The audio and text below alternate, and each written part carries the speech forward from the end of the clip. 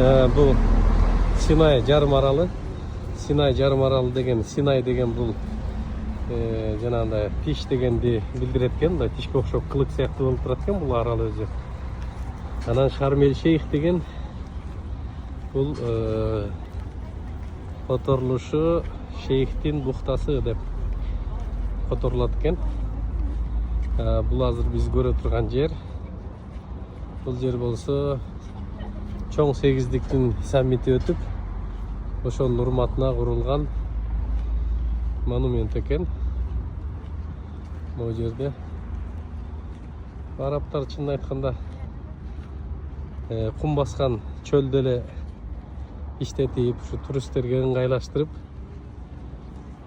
туристтик шаарчаны куруп атыптыр. Бул шаарча Шарм эль Шейх жакында эле курулган экен. Болгону 45-50 жыл болуптур.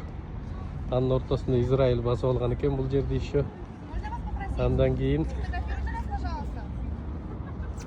кайра Египет басып алып, андан кийин ушул жерди курорттук зона куруп жаткан экен. Анакейин моундай эле экен. Погодасы өтө ызык, жолдору жакшы экен, аябай жолдорду салыптыр. Инфраструктура жакшы.